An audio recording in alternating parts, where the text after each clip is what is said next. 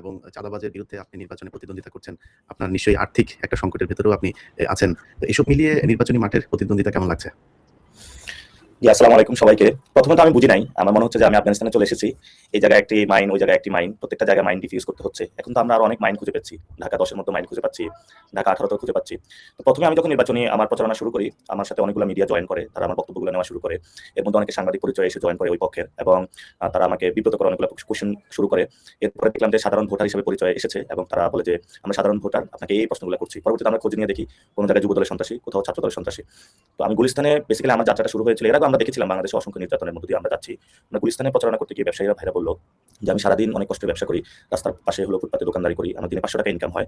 আমি যখন বাসায় ফোন করি বলে যে, 'তুমি এত টাকা ইনকাম করো, টাকা কোথায়?' তো আমার তো প্রত্যেকদিন রাতে আসলে পকেট থেকে টাকা কেটে নিয়ে যায়।" তো ঢাকা আর তো একটা ফুটপাত অথবা ব্যবসায়ীদের একটা হাব। যার জন্য হলো এখানে অনেক ব্যবসায়ী যারা হলো দীর্ঘদিন ধরে নিপীড়িত হয়ে আসছে, তারা আমার কাছে কথাগুলো বলা শুরু করলো। এবং আমি যখন ক্যাম্পেইন শুরু করি সবাই আমাকে মেসেজ দিয়েছিল যে, "শহীদ ওসমান হাদি ভাই যেভাবে ক্যাম্পেইন করেছিল ওইভাবে করতে হবে।"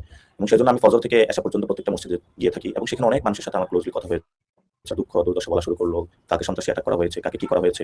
এরপরে আমরা আমাদের গল্পগুলো পাওয়া শুরু করলাম। সেই গল্পগুলোর মধ্যে আমরা দেখা শুরু করলাম যে এখানে একজন কমিশনার ছিল যে সন্ত্রাসী কার্যক্রম করে শুরু করে তার জার্নি শুরু করেছে। এরপর আমি খোঁজ পাইলাম যে তাকে রেলের জায়গাটা কে দিয়েছিল, কে দখল করেছিল, কোন জায়গায় দখলদারিত্ব চালিয়েছিল।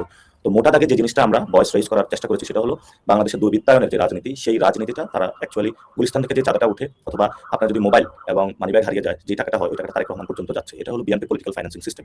সো এটা যদি আমরা বাংলাদেশে এই ধরনের দুর্বৃত্তায়নের যদি সিস্টেমটা চলে, আদৌ আমাদের কোনো যে আমরা গণঅভ্যুত্থানের পরে যে রাজনীতিটা করতে চেয়েছিলাম সেটা কিন্তু আমাদের অধরা একটি স্বপ্ন থেকে যাবে। সেজন্য প্রথমত আমাদের এই দুর্বৃত্তায়নের রাজনীতিটা ভাঙতে হবে। আপনি দেখেছেন মঞ্জুরুল আহসান মুন্সী টোটালি একজন সন্ত্রাসী লোক এবং ঋণ খেলাপি। তারপর আসলাম চৌধুরী ঋণ খেলাপি লোক, তাকে নমিনেশন দিয়েছে এবং যারা নমিনেশন দিয়েছে মির্জা ফখরুল সাইন করেছে। উনি কি জানতো না উনি যে ঋণ খেলাপি? জানতো। তারপরে তাকে দিয়েছে। দুইটা বিষয় থাকতে পারে। একটা হলো চাপে পড়ে দিয়েছে, তাহলে দলের কন্ট্রোল নাই। আরেকটা বিষয় হলো যে না, উনি ওইখান থেকে ভাগ পেয়েছে। যদি দলের কন্ট্রোল না থাকে তাহলে এটা সকল দেশবাসীর সামনে স্বীকার করুক যে আমরা অনেকগুলা গুন্ডা মাস্তান আমাদের দলের মধ্যে ঢুকে পড়েছে। আমাদের তাদের উপরে কন্ট্রোল নাই, তারাই আমাদেরকে চালিয়ে থাকে। আমরা রাজনীতি করি না, গুন্ডা মাস্তানরা হলো এই রাজনীতি দখল দিয়েছে। তো আমরা হাসিনা আমলে শুনতাম যে ব্যবসায়ীরা হলো রাজনীতি দখল দিয়েছে। এখন হলো গুন্ডা মাস্তান, সন্ত্রাসী, চোর, বাটপার, ছাচ্চর যত ধরনের লোক আছে তারাই নমিনেশন পেয়েছে। যেটা আমরা আশা করি নাই যে গণঅভ্যুত্থানের পরে তারেক রহমান দেশে আসবে, একটা পরিবর্তনের সূচনা হবে। সবার মধ্যে কথা হচ্ছিল যে একটি পরিবর্তন হয়ে যাবে। উনি বিদেশে গিয়ে অনেক ভদ্র হয়ে গিয়েছেন। কিন্তু পুরো জেনারেশন এটা আশাহত হলো এবং আমাদেরকে অনেকে বলেছিল যে দেখবা তোমাদেরকে হতাশ করবে, পুরো দেশবাসীকে হতাশ করবে। এটা হলো একটা ফাঁকা বেলুন। কিন্তু সেটাই আমরা সত্যিকার অর্থে দেখতে পেলাম। প্রত্যেকটা জায়গায় এই ধরনের সন্ত্রাসী কার্যক্রম চালাচ্ছে। আমাদের গতকালকে আমাদের ক্যাম্পে হামলা করেছে।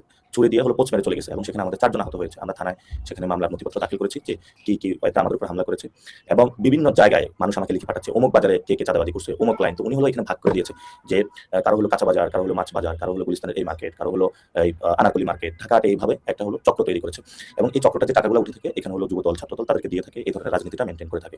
আর তারেক রহমানের যে ফাইন্যান্সিয়াল সিস্টেম সেখানে হলো মির্জা আব্বাসের বড় একটি অবদানের জায়গা, যেটা ঢাকা আর্ট থেকে গিয়ে থাকে এবং ঢাকা আর্ট থেকে যে সন্ত্রাসী রাজত্ব এখানে চলে এটা পুরো বাংলাদেশে কিন্তু ছড়িয়ে পড়ে এই নেটওয়ার্কটা।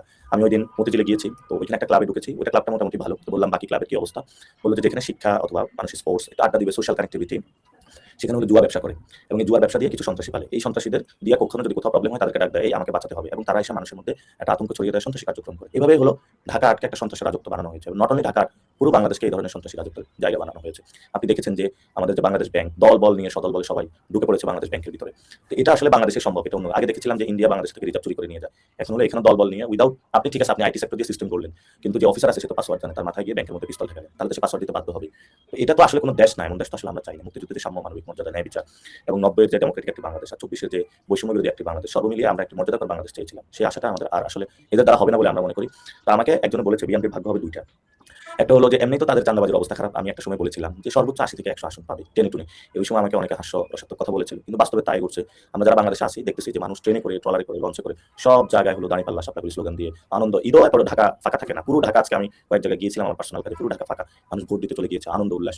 কিন্তু যখন মানুষ ভোট দিতে গিয়ে দেখবে যে সেখানে কোনো ভোট ডাকাতি হচ্ছে, ভোট কেনা হচ্ছে, তখন কিন্তু আমরা সবাইকে প্রস্তুতি নেওয়ার আহ্বান জানিয়েছি যে পাস নিয়ে আপনারা রেডি থাকবেন। যেখানে ভোট কেন্দ্রে কোনো চাঁদাবাজি, সন্ত্রাসী, দখলদার ভোট ডাকাতি করতে আসবে, আমরা যেরকম গণঅভ্যুত্থানের পরে ডাকাত ঠেকিয়েছিলাম সেইভাবে তাদেরকে রুখে দাঁড়াবেন।